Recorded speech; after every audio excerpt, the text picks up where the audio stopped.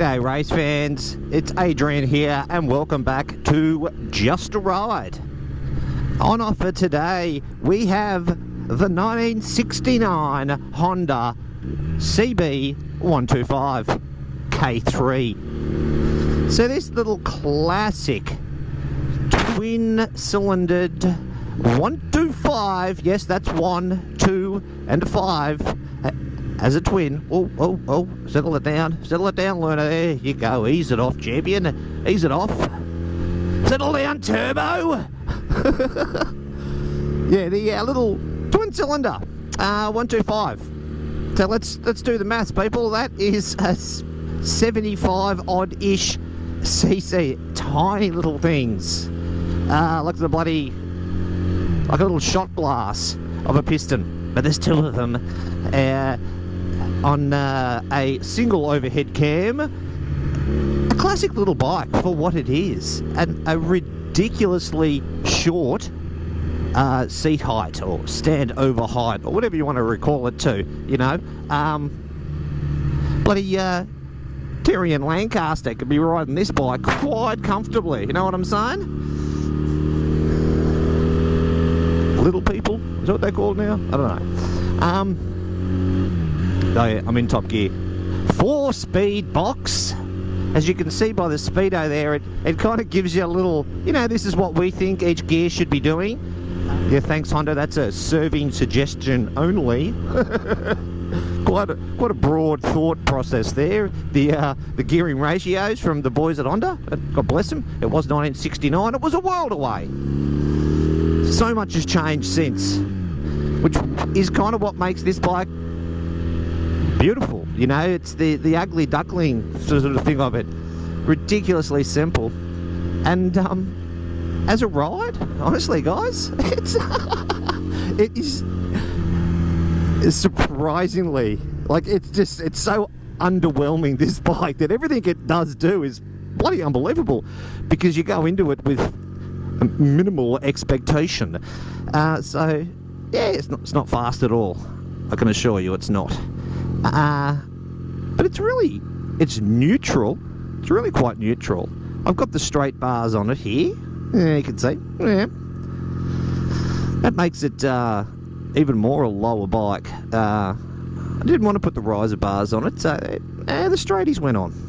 Straighty 180. Green arrow, let's go. First gear don't last long, does it? Or second, or third. Top gear.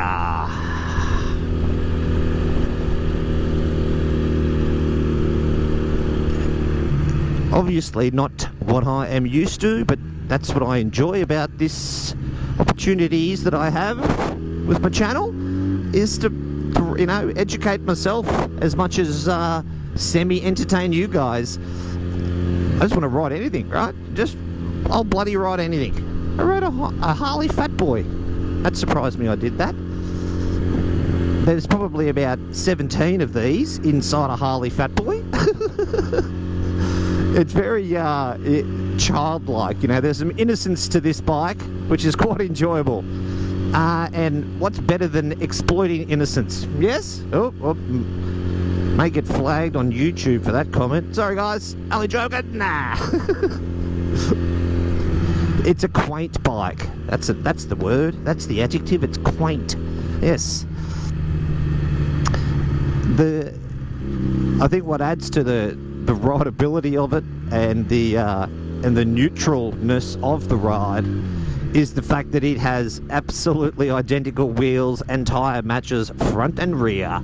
And they're tiny too, just quietly guys. They're like bloody big push bike tyres. 17-inch wheel, really thin, narrow tyre. Front back, it's matches, it's the same, and that really, I think that's its biggest plus, is not having different size tyre. It probably wouldn't, nowhere near as handle as smooth as this is, yes,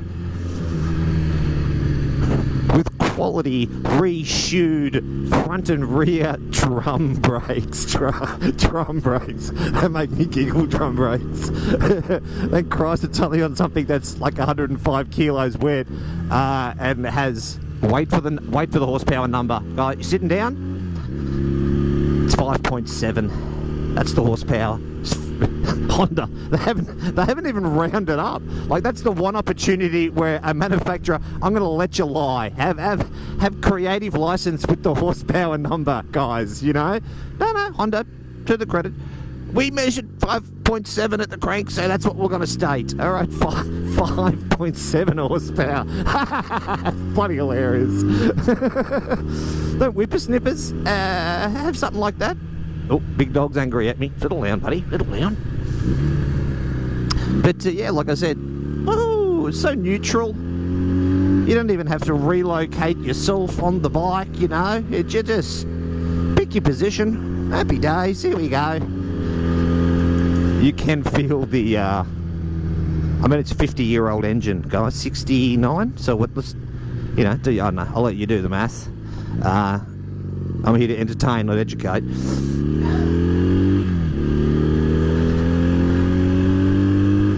It's the reliability is confidence-inspiring. This bike is a first kick, one kick. That's all you need. One kick to kick this thing over, and I reckon a pretty stiff southeasterly breeze could kick this bike over. You don't need to imply much force to get this thing into life.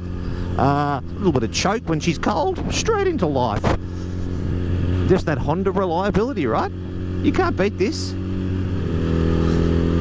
So I thought it best as a venue for my test to be just the local suburban roads that I, funnily enough, grew up as. Let's be honest, I didn't grow up, but I lived here as a child. This is what I'm saying in this area. I didn't think I'd want to hit the twisties, you know, and go out and do my normal route on a motorcycle, because this bike is not built for that.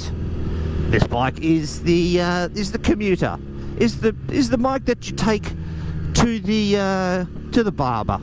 Is the bike that you take to the artisan baker, and you buy your sourdough loaves, and then you squeeze your helmet back on over your top knot, and you don't have to tuck your pant legs into your socks because your pant legs have cuffs on them. I don't know why, but that's what you do. And then you jump on this bike and you ride home and you're as cool as heck. Speaking of not growing up, this is the road that taught me how to ride a motorcycle.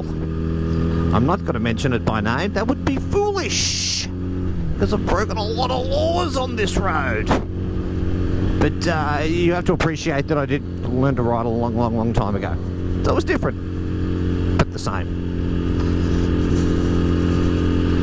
BMX jumps there, knocked myself out twice there, broke a few bones there. Good times.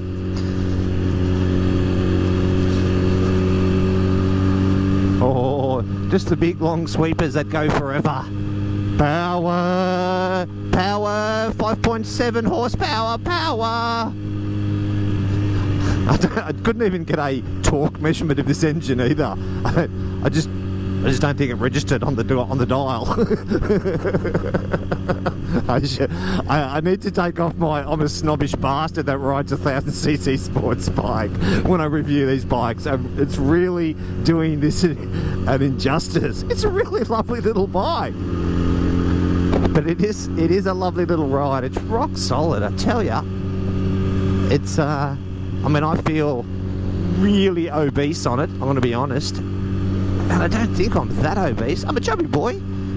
I think I've got, I think I'll push about 85 kegs on the scales. But, well, I wouldn't want to be 100 kegs sitting on this bike. She'd be bottoming the forks out. Regardless of any undulation you went on the road. I think just the weight of the rider.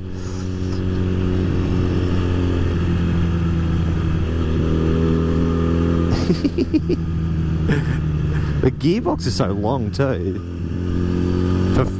There you go, third gear, third, fourth. In the school zone. What am I doing, eh? It's the weekend, just quietly, guys. What else? You can tell. Can you tell I'm struggling to? It's got a red frame. The tank is black. Sounds like a little pit bike with these cans on it.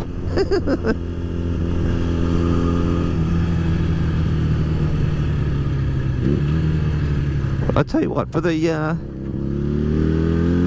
it makes me think of my very first motorcycle, which was in this esque. It was a little Kawasaki 2-stroke KH100, similar size, shape, you know, era. I suppose it was a similar era of bike.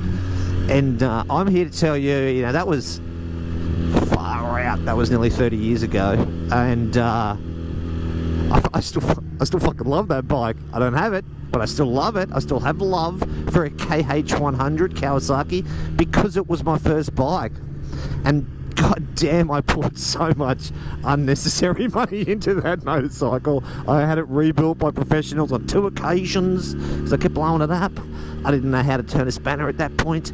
But like, the point that I'm trying to make is it's my heritage. And that's what this would represent to someone else, I suppose, you know? Yeah, it's not, you know, scaring me silly or, you know, I'm riding with sand shoes on right now. That's an absolute testament to when I think of the potential of this bike. Got my jacket on though. You always wear your jacket, guys. But, yeah, to somebody, this would be probably their first bike, you know? And, absolutely, I reckon this would make someone's bloody day. Owning this bike, owning this rig. Like I said, you know, your top knotted fans, they'd probably be into this bike a bit more so than me, just quietly. You know, I'm almost falling asleep here. I do got to get a nap though. MotoGP's on tonight. Come on, Miller.